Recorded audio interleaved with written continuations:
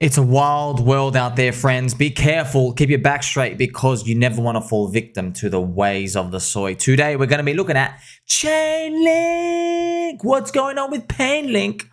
I'm going to give you a framework. I've done it before. I don't care if you've heard it before. You're going to hear it again. You understand? You chart everything against BTC or ETH. None of this USD charting. I want to see if something is truly expensive or cheap, which is high or low. I want to do it. Other people are cucks. Other people want to hunch their backs and drink orange juice that is room temperature. They're not here to actually win. They're here to join the crowd. Now, ChainLink, one of my theories, friends. Before I go through this, I'm just going to show you, before you look at anything, before you look at any story, you have a look at the chart priced in ETH. All right. This is what's actually going to give you the truth. Is your thing cheap or expensive? This is the ChainLink chart. See, this is Link ETH. See how it's really low, friends? You see how it's really low? By the way, you can put it on a log chart as well. And I'm just going to tell you, this chart is a God chart. This is the ICO price for ChainLink, and it's gone. It's made a literal higher low, and now it's swooping back up. This is fantastic to see.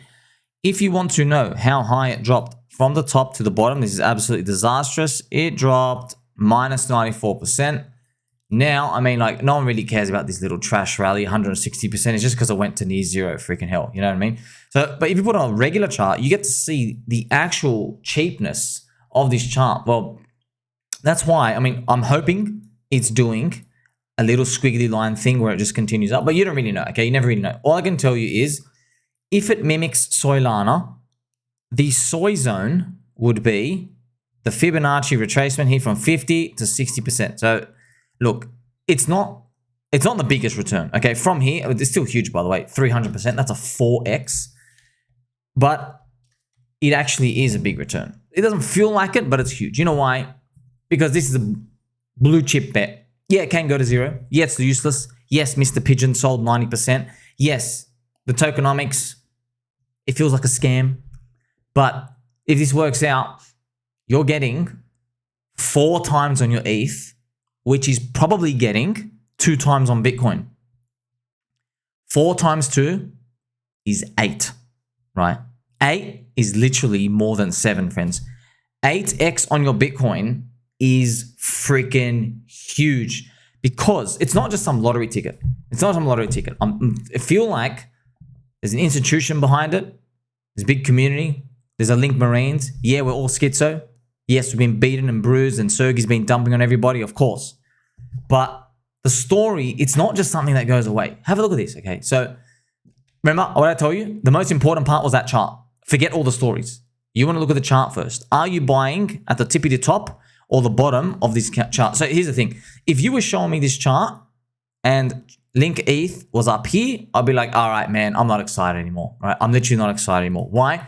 If you have to buy up here, look how much you get to the top. A freaking 2x, 97%. You see? But we're not buying in that middle zone. Look how cheap it is, right? Now, of course, none of this is financial advice. You can go do whatever you want. I'm just telling you what I'm doing. And what I'm doing is I'm appreciating that Link is still cheap. I've been accumulating for 2 years. Yes, I'm done. But if I make profits from other areas, I will be adding to Link bags. Of course, it's as well as Pulse Chain, PulseX, and Hex. Yes, but I'm just showing you this is like storing Ethereum or Bitcoin. Okay, but now you're obviously you were really schizo here, all right? Now look at this, man. Betting on ChainLink, it's a bit unique because here's the thing. Firstly, I begin this post by saying don't bet the farm on this. So I think it's a fitting story for ChainLink, this bull market. Why?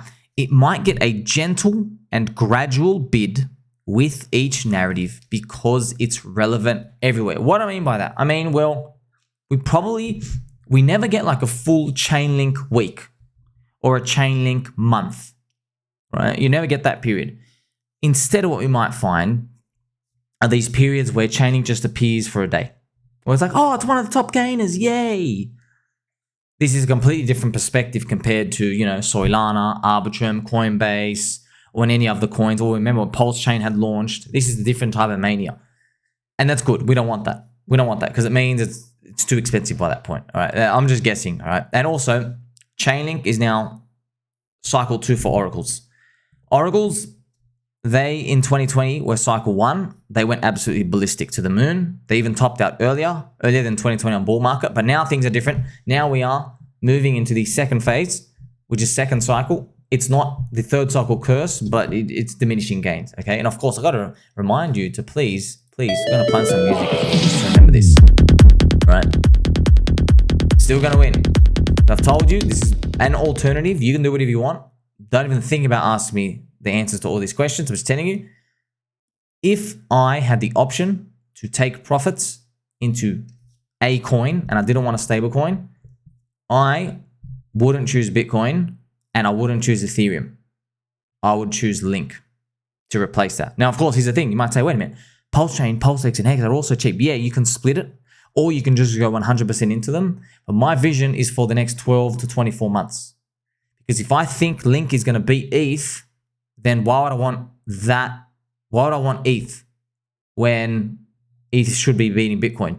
Of course, they don't have to. They could just go down. You can get it completely wrong. But if history repeats, this is what you're looking at. So ChainLink, friends, it's used for Arbitrum. For the feeds there, it doesn't really matter. The token's not needed. Honestly, it doesn't even matter. It doesn't matter. All that matters is developers, people, the community. They are completely aware ChainLink is needed. ChainLink is stable. ChainLink is a staple. It is the meat and the potatoes. Everything is there. Everyone knows the name. It's more than just a price feed. This is something else just to let you know. It's more than just a price feed. And it's cheap against Bitcoin and Ethereum. I love it. Absolutely love it. Sweet. Give it to me. Arbitrum, the layer 2. So you got to remember, Ethereum pumps raise Link. This is super important. So if you're betting on the future, you think Ethereum is going to pump, you want to get stuff that is leverage on Ethereum. Now, there are a lot of things that are leverage on Ethereum, but here's the thing, the kicker. ChainLink is also participating on the upside of layer 2s. So if ChainLink pumps, so if Ethereum pumps, or the layer 2s get a narrative, ChainLink is somewhere involved in there. There's money markets that move between the chains. ChainLink's there. Now, the next one is also real world assets. I've made a video here that you like, subscribe, belly button and all. I made a specific video on real world assets. You need an oracle for the real world price feeds like treasuries and stocks tokenized on the blockchain. For example, imagine a world in the future, very near, by the way, very close, where Aave takes US treasuries as collateral. Aave is a money market. You can deposit money. Let's say you deposit ChainLink. You can deposit like $1 million worth of ChainLink and you can borrow $200,000 out of it. Imagine Aave now accepts US bonds from real world assets. Wouldn't that be fantastic, right? Because here's the thing. You are going to need, just think about this.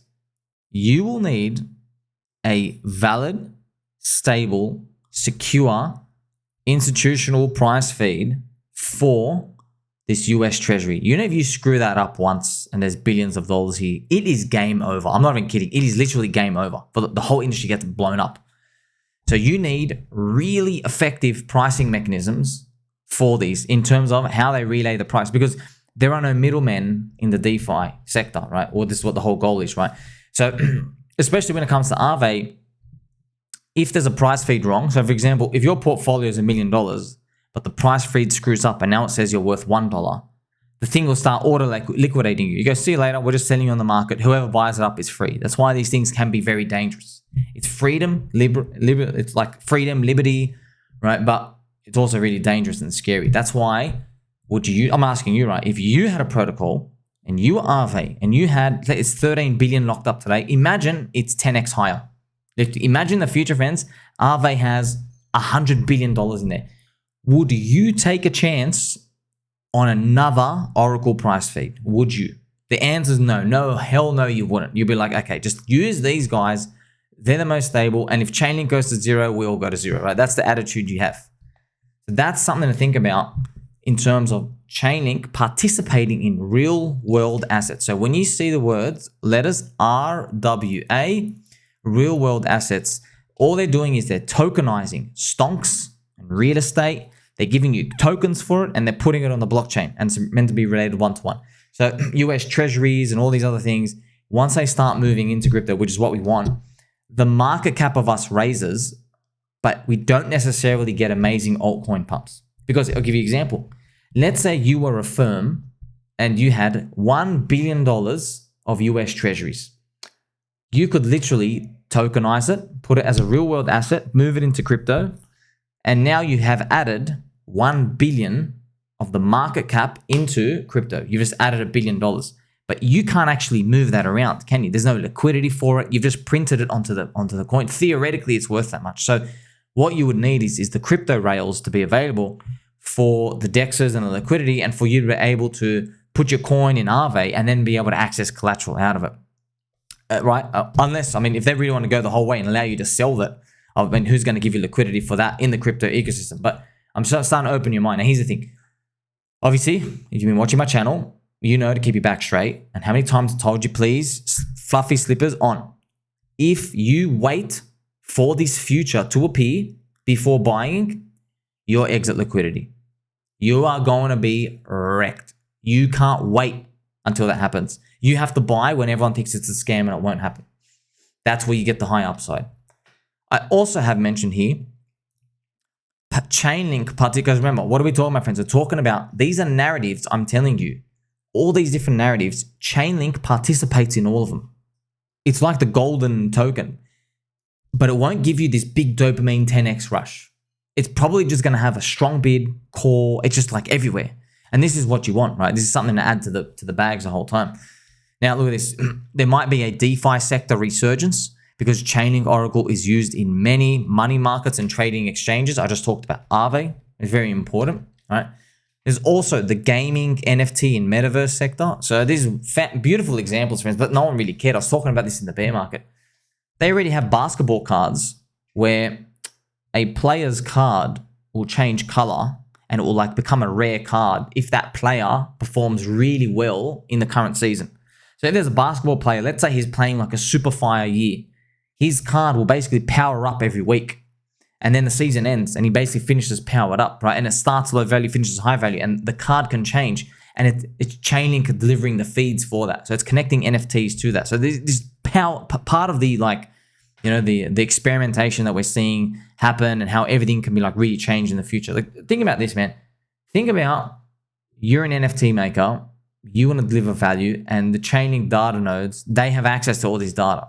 You can't get anywhere else. That's why Chainlink adoption is really important, because they have all the data there, and you might be someone like, I want to make a cool video game using MetaMask, and I want to put basketball players in there, and I can just grab different basketball players' data sets.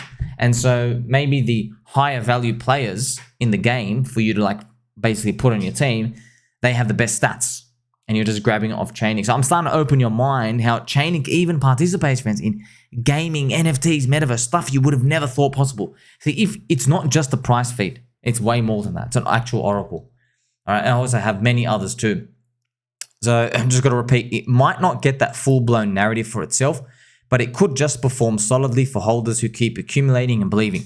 It won't give a moonshot parabola, so use it as an opportunity to strengthen your portfolio. I also have this chart here, which we're going to reference all the time. Okay, so this is Link XRP market cap. So this is Chainlink compared to XRP. If you notice it's 0.25, what does that mean?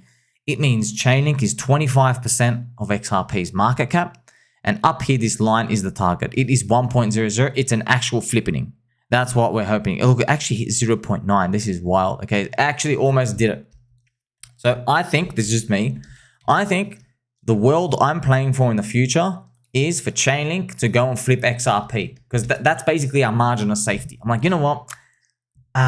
Is Chainlink high or low? High or low? Well, you could obviously, your best bet not using this, friends, because market's silly. The market doesn't really, it goes off attention span, and you know Metcalfe's law. So there are a lot of people holding XRP still thinking, oh, it's gone to $10, it's gone to $10 any day now. Like, it's not participating in anything. It just, you know, I've made videos to tell you, Cripple have dumped $1.5 billion of XRP on the XRP army back in 2021. They haven't delivered the value. They're spitting on everyone's face. But, you know, it's a free country, free world. They want to do what they do. That's okay, if everybody accepts it. All right. Now, our margin of safety is this chart. When Chainlink flips XRP, okay, things are getting serious now. But until then, by the way, that's a 4x, right? So that means if XRP does like a 3x from here, right? If you do 3 times 4, that's a 12x multiplier on Link from now. That's huge. It's huge. Remember, this is an alternative. Obviously, it's part of my core portfolio. You can do what you want, but me, let's say participate in ICO. We're doing an ICO soon for like Drift gaming. Let's say, I don't know, in the future, you got like a 10x. I don't know. Let's say there's some gaming narrative in a year from now. I don't know. Let's say you made a 10x somewhere and you go, I want to look at where I can take profits in. Of course, the safest is stablecoins because you don't have any risk of crypto anymore, pretty much, hopefully. But what people would normally do, what you want for the long run, is by default, get back Bitcoin. So you might have put in 10 grand, you get a 10x, now you got 100 grand. Maybe Bitcoin by that point is 50K. You might say, oh wow, I've got 2 Bitcoin worth. You know what you might do is you go, hey, I'm gonna sell half, get back 1 Bitcoin worth, and just leave the half as a moon bag. But you know that Bitcoin part, I've just shown you, all right, what if there's higher returns than Bitcoin? That's what we're looking for in this bull market. Ethereum is a step above that, right? Higher risk, higher reward. And then obviously we're trying to find altcoins that are even a step beyond Ethereum. Obviously, that's why I think I found that with ChainLink. Now, of course, it's not doing 10,000x like Bonk and Dog with a Hat and everything else. Of course not. And Solana did a 10x. So you know, your job isn't to get these things right. Your job is to just be in the right direction. Because at the end of the day, right, there's a lot of people who cares if someone makes like a 40x in something? They had like $200, right? Who cares, right? I care about things where you're like, wait a minute, I had 25%, 50% of my portfolio in this, and I was really sure it would work out. Now, they're dangerously high concentrations, people would say. But that's the belief that carries you the whole way because they're not little lottery bullets and you keep holding through all the downswings. So let's see how 2024 plays out. That's what we might find out with ChainLink. I'm just guessing, right? That ChainLink never has these big moves, but it might maybe just has these gradual bids where it's just kind of needed everywhere and everyone knows, you know what, this isn't a thing I really need to sell down in paper hand. Just like our friendship friends, Diamond Hands. Make sure you like, subscribe, belly button, or don't forget he loves you. Catch you soon.